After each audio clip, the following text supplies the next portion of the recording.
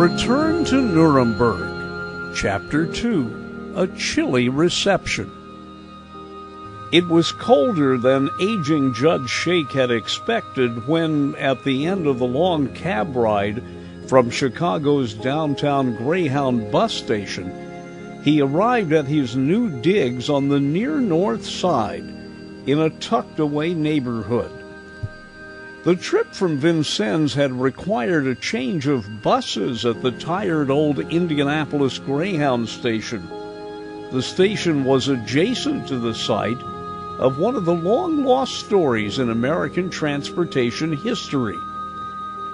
Shake already knew about Indiana's long-gone, once sprawling, huge interurban trolley system. At one time, there were more than 600 miles of track, connecting Indianapolis to a variety of far-flung rural cities, both small and large. The system was rather unique in America.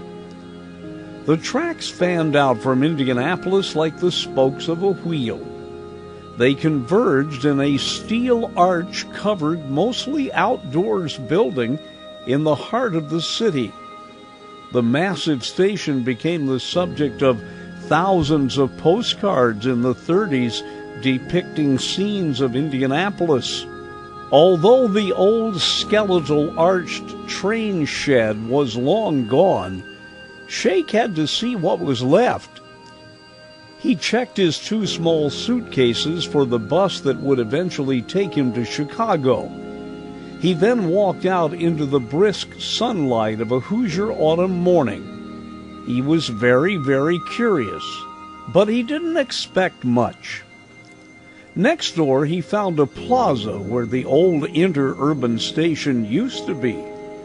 No longer were there 7 parallel tracks and a waiting room. He had read that the only remnants of the old operation were 2 stone eagles that used to flank one end of the building. He found them, but they were nearly grown over with grass. He nudged at the eagles with his cane. Forgotten, he thought. Just like me. Even angels can only soar for a while, then they're grounded and then die. The second half of his bus trip was less exciting, except for seeing the lovely skyline of Chicago slowly emerge in the distance. He did, though, strike up a conversation on the bus. In the next seat was a young man in his mid-late 20s. He seemed nervous, and he looked at his watch incessantly. "Something wrong? Late for something?" Shake asked. "No, I'm just not sure I made the right decision," the boy answered. "Running away?" Shake questioned. "Kinda," was the reply. "Well, young man, in a way, I'm running away too." "From what?" the boy asked. "In some ways, from the past, but mostly from the future." "I don't get it," was the boy's reaction. "Well, it's too long of a story to tell you on one bus trip. Let's just say I just turned 88, and it's way past the time I started a new life and a new adventure, so I am moving to Chicago." "Well, nice to meet you," the bright young man said. "I'm moving to Chicago, too. I got fed up with my old home, Vincennes. It's a grim little town on the Wabash River." Shake smiled. The boy continued. "Vincennes is too old for my taste. Everything is history, history, history. I felt cooped up. I couldn't find a lasting job. My parents were no help at all. I tried going to the university, but I flunked out. I'm a mess." "My name is Kurt," Shake told the young boy. "I'm leaving Vincennes too, and in a way I also think everything is getting too old there for my tastes. Funny, I never saw you in my travels around town. I guess we just didn't travel in the same circles. I lived there for 3/4 of a century. "What did you do for a living?" the boy asked Shake. "Well, let's just say I hung around the county courthouse a lot.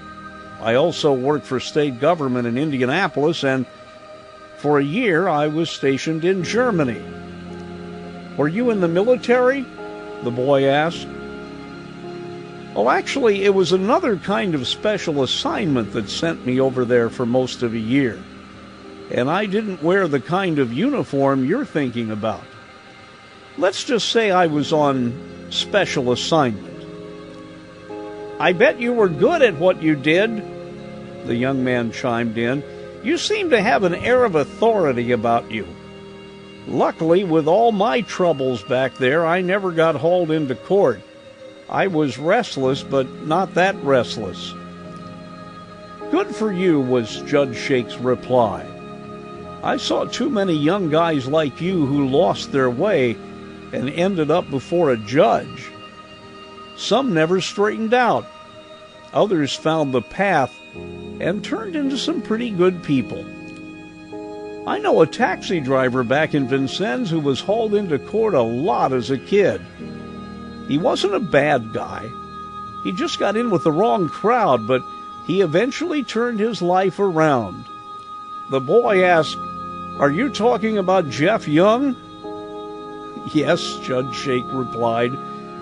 They were both surprised. "Wow, we do have something in common," Shake noted. "Jeff became my personal driver after I lost my license and was no longer permitted to drive. After all, I didn't want to get hauled into court. You see, that wouldn't have looked right." They both smiled. "Ah," the boy remarked, "Jeff lived next door to my parents. We often went bowling. I liked the guy. He once told me he had gotten into a mess of trouble when he was my age. He said he didn't want me to turn out that way. For some reason, that didn't soak in at the time. But now I think I know what he meant."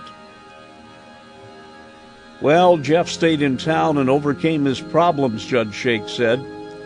"Maybe you shouldn't run away from yours. You just need some time to think this through and make a decision one way or the other." "Don't worry, I'll have plenty of time to think. Actually, I'm going to Chicago to help my great-aunt and uncle.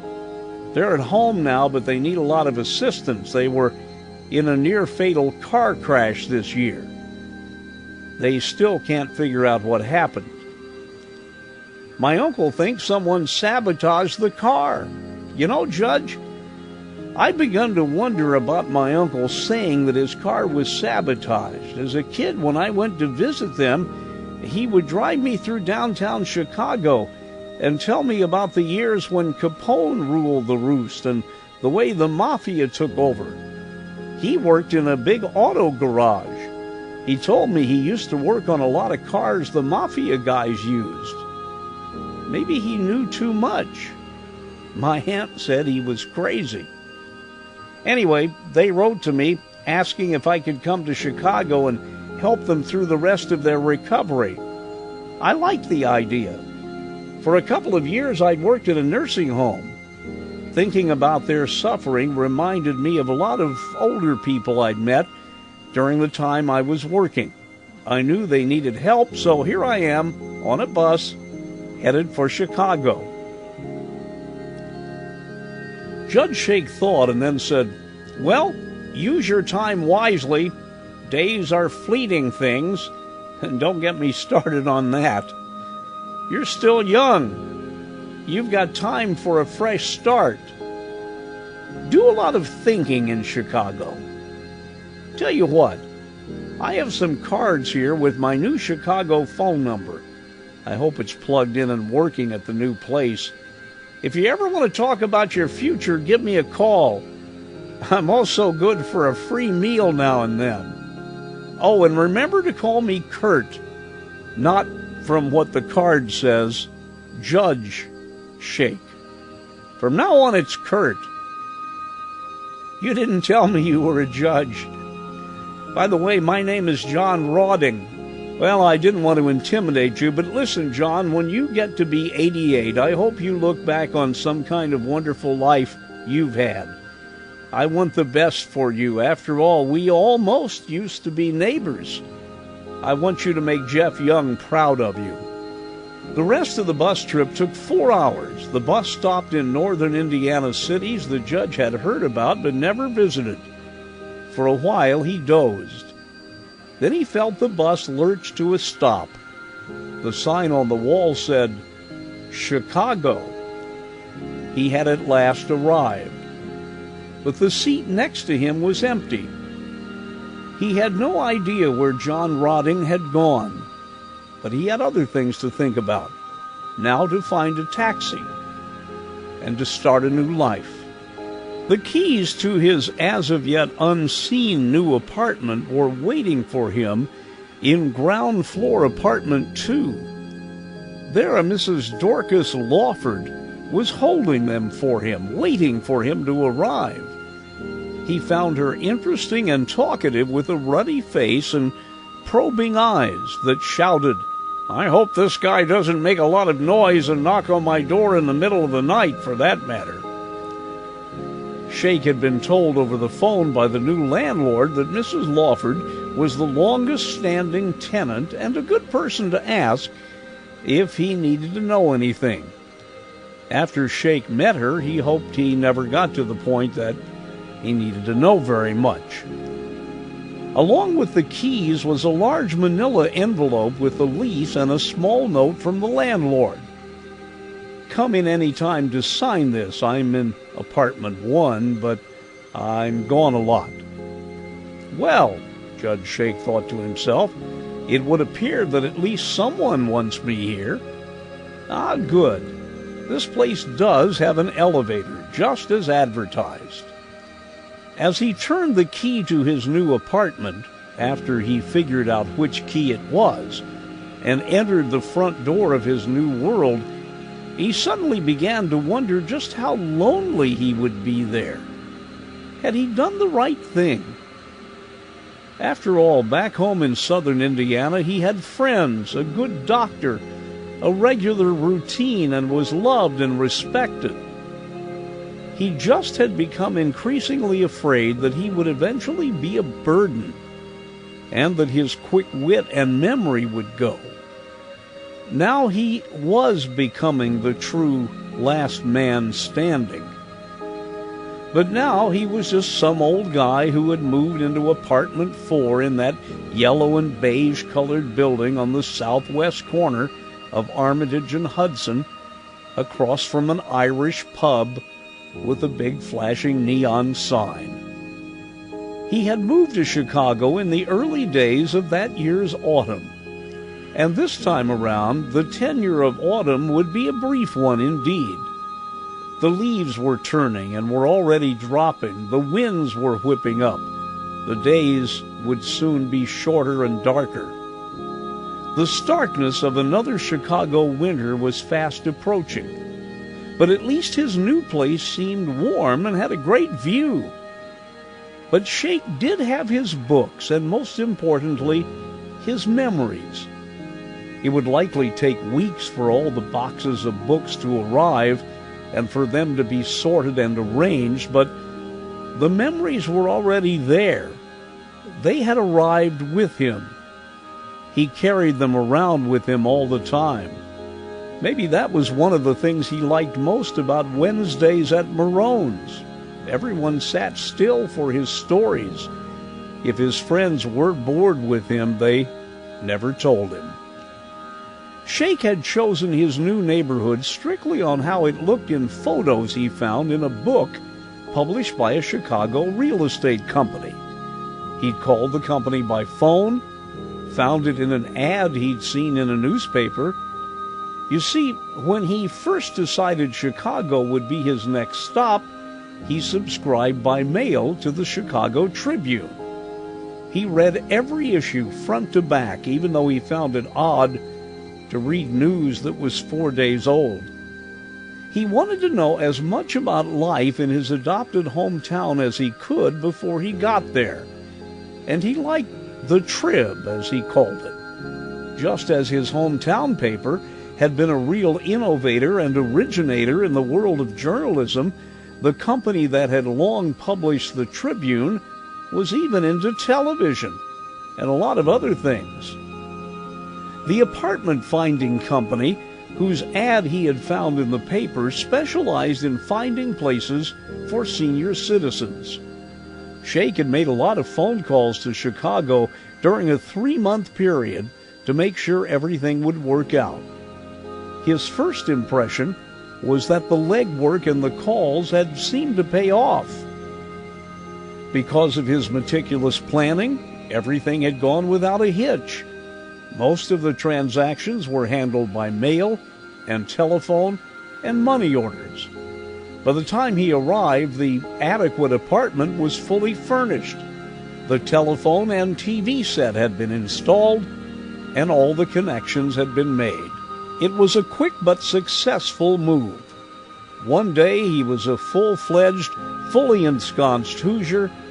The next day he was part of a tiny neighborhood in a very interesting sector of Chicago. So far, so good. The intersection of Hudson and Armitage would become his intersection. 431 Armitage, Apartment 4, would become his home. He considered it his final move. He told himself, "I'm happy here." His neighborhood was a combination of old and new. He would find it green in the summer, windy and brisk, but in the fall and winter it would suddenly be stark and austere. But so was much of Chicago in the winter. He could see from his window the Irish pub on the other side of Hudson Street. It had a sign, established in 1946. Ha! That was the year before I was sent to Germany, he thought. But the judge wondered how bright, or should I say intrusive, the huge flashing neon sign would be when it got dark, and he really needed to go over there some night. The landlord had told him that on a clear day he could barely see the city zoo and Lake Shore Drive and Lake Michigan. In addition to the Irish pub, his small apartment was within walking distance of a major chain drugstore and some really great restaurants, if you could believe the signs in their windows. I'll visit all of those places someday, if I have time. What the hell do I mean, if I have time? I don't have a schedule anymore. No appointments to keep, except probably a doctor now and then. I have infinite time. That reminds me, I need to go over all the information I got about the health plans up here and the nearest doctor's offices. This is going to be another big adventure after I rest up. First, though, he thought out loud, I wonder if they actually did install the right size refrigerator, and if it's stocked with all the Canada Dry ginger ale they could put in it. Shake went into the little kitchen for the first time. It was smaller than it looked on the photos, but it was brighter. I think I'm going to like this, he thought. Then he hooked his cane over the kitchen chair, opened the fridge, and said, yes, it has been well stocked with Canada Dry. He opened a bottle and sat at the tiny table in the kitchen, thinking about his day, the way he had abruptly left, the bus trip, the conversation with that young man, John Rawding, and how surprisingly long the cab ride had been from the Greyhound station to his apartment. Then a wave of tiredness fell over him. It had been a long day. It started at his old home in Vincennes and ended up at 431 Armitage in Chicago. He headed back into the living room and looked for the couch he had seen when he first entered the apartment. Soon he was daydreaming, thinking of his healthy, vibrant, young college days, back when both schools he had attended were simply specks on the map of the nation's higher educational system. During college, he had studied hard. He never thought of those two Indiana schools as being inferior. He simply wanted to be a good, honest country lawyer, and he succeeded. From childhood, his sights had been set on the law. He never knew what lit the spark that moved him that direction. There had not been that aha moment in his life when he suddenly knew he would be a lawyer. It had just simply happened. It was normal for him. He never questioned his motives. He loved the results. It was all he ever knew for most of his life. As he moved toward sleep, he thought of the days when he had first practiced law in the little coal mining city of Bicknell, Indiana. Then his move to the county seat, Vincennes. It was there he got involved in local history. Vincennes was one of the oldest towns in America, outside of the original colonies and the desert Southwest. It had been founded in 1732. The elders of the city soon were doing their best to make Shake aware of that. He thought of his lucky rise through the ranks of the legal system, his time as Chief Justice of the Indiana Supreme Court. 3 times he would hold that post. He remembered his tiny little apartment in Indianapolis during the years he had been with state government there. He very much had liked that apartment, too. But those were the days before he knew about Canada Dry, and that apartment had no Irish pub across the street. He also remembered the day in 1947 when a phone call would send him packing and off to Europe for the assignment of a lifetime. A job, though, that would leave permanent scars and bitter images etched into his mind, images that still haunted his dreams. He thought about all of that, then dozed off to a full sleep as the loud winds of Chicago howled outside. It was not a very comforting late afternoon nap, though. Visions of a long, wonderful career in law swirled in his mind, along with those images he would best forget, but could not. About half an hour later, he suddenly awakened to a stir. During the time he was asleep, late afternoon had become evening. It was dark now out that second-story window. The neon sign from the Irish pub across the corner now cast an odd light into his apartment. He had not even bothered to see where the light switches were, but he found them. The switch that turned on the ceiling light was hidden behind the edge of one of the bookcases he had ordered. Back in his chair, he reached for his new TV remote. Looking at the clock, he realized he was confused about the time. Wait, he thought out loud. These people are on Central Time.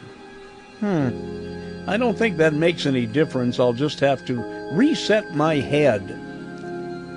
Eventually, he found the right buttons to push, and the set came on. Suddenly, there was on the screen a Nazi swastika, spray-painted on the front of a little house in the Chicago suburbs. A TV reporter was standing in the yard describing a horrible scene inside. Brutal death inside a bungalow. And underneath his on-the-air reporting was a scrolling banner. Local Jewish couple slain in hate crime. The gruesome double murder of the couple had happened after last night's local news. So the next evening it was front-page headlines on the newscast that welcomed Shake to Chicago. Suddenly, all those tedious months in Germany came flooding back into his mind. All those scenes of cruelty and mass extermination and slave labor came back as if someone had slapped him in the face. All the butchered dreams of an entire generation were shouting to him. You see, Judge Curtis Shake had once been a chief prosecutor at the Nuremberg war crimes trials. in the city where 1 million had rallied in military precision, holding torches. It was the city where the Nuremberg rules were forged, calling for strict separation of Jews from the rest of society and stating the extreme superiority of the Aryan race. Suddenly, it was 1947 all over again. Sheikh had cried seldom while he was in Germany, at least not publicly. But tonight, the first night in Chicago, he wept openly. And it was a liberating kind of sobbing. A psychologist might say that his show of emotion was more than just for the couple slain in the suburbs. It was partially for his move to Chicago. But if the truth be known, it was mostly the couple's brutal deaths that had awakened something in him that had laid dormant for 4 decades. He was scared. But now, in a small Chicago apartment in the final years of his life, he thought he had put all of that behind him. Yet he could not. Memory suddenly became stronger than the desire to retire in peace and not to be the last man standing at that restaurant in Vincennes. It was time for Judge Sheikh to take on one more case while he still had time. He stared at the TV report, soaking in every fact, mulling over every word. He kept sobbing as he watched, and after the report was over, he was still sobbing. What has come over me, he pondered, and why have I picked this moment to move to Chicago? Why now? Was this any of his business? Why should it matter now? 1947 was a long time ago. But the images of what he saw at Nuremberg back then were rushing at him at breakneck speed. Judge Sheikh never much believed in fate. He thought that a man's lot in life, even his destiny, was the result of decisions he made during a lifetime of good or bad works. As a scholar of American history, he well knew that many of the Pilgrims had believed in something called predestination. They thought that long before the founding of the universe, God had already predestined the outcome of all things and all people. Included in this theory, to which the judge did not subscribe, was the idea that God already knew who would and who would not be saved. If you're going to hell, why even try to be good, the judge thought. Sheikh had much to think about and to ponder. His emotions were running strong. Welcome to Chicago. Join me again for the next part of Return to Nuremberg.